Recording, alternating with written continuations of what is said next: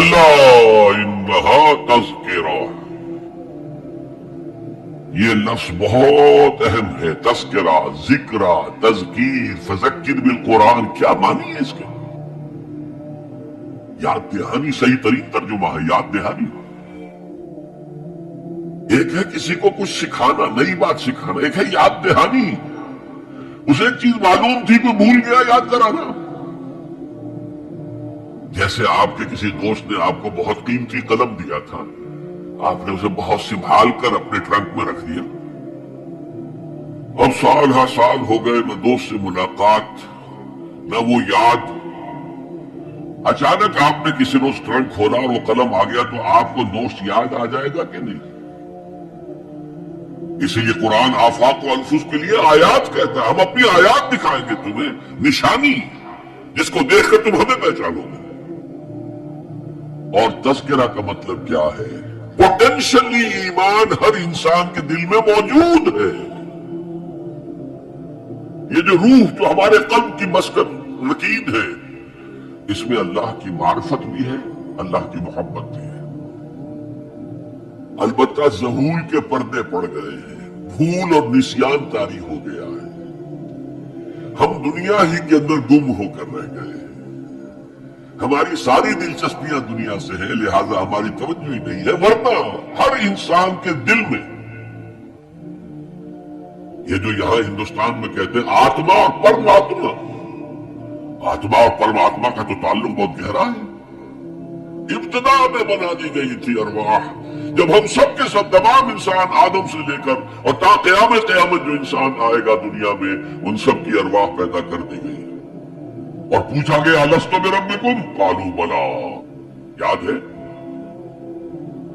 لہذا یہ تذکرہ ہے، یہ یاد دہانی ہے، تمہارے اندر موجود ہے. اللہ کی معرفت بھی موجود ہے، اللہ کی محبت بھی موجود ہے.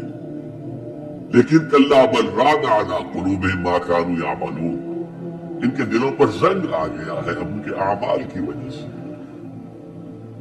شیشہ جو ہے وہ زنگ آلود ہو گیا. حضور نے فرمایا ان هذه القلوب لتصدع كما يصدع الحديد اذا اصابه الماء، ان دلوں پر بھی زنگ آ جاتا ہے جیسے کہ لوہے کے اوپر پانی پڑتا رہے تو اس کو زنگ آ جاتا ہے.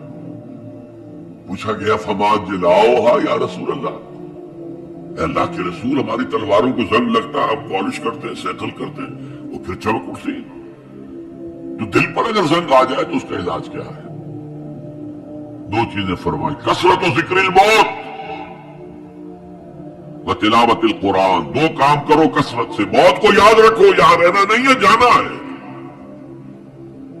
یہ ہمارا گھر نہیں ہے، یہ ہماری منزل نہیں ہے. ہمارا اصل گھر جو حضور نے فرمایا انما الدنیا خلقت لکم وانتم خلقتم للآخرہ، یہ دنیا تمہارے لیے بنائی گئی، تم آخرت کے لیے بنائے گئے ہو.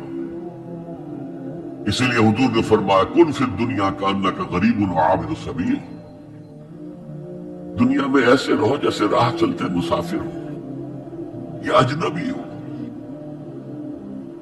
اپنے بارے میں فرمایا مالی ولی دنیا، مجھے تمہاری دنیا سے کیا سروکار، انما مثلی کراکب استظل تحت شجرۃ ثم راح فترکھا، میری مثال اس مسافر کی سی ہے جو ذرا سستانے کے لیے کسی درخت کے سائے میں بیٹھتا ہے تھوڑی دیر.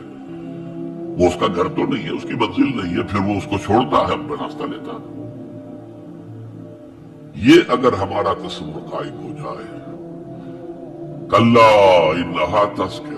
اب اس کے بعد جو الفاظ آئے فی صحف مکرمۃ مرفوعۃ مطہرۃ بایدی سفرۃ کرام بررہ، یہ جو قرآن ہے، جو تذکرہ ہے، یہ بڑے ہی انتہائی پاکیزہ صحیفوں میں ہے. فی صحف مکرمۃ، بڑے باعزت، مرفوعۃ مطہرۃ، مرفوع بلند اور انتہائی پاک. بایدی سفرۃ، یہ کن کے ہاتھوں میں ہے؟ لکھنے والے وہ فرشتے.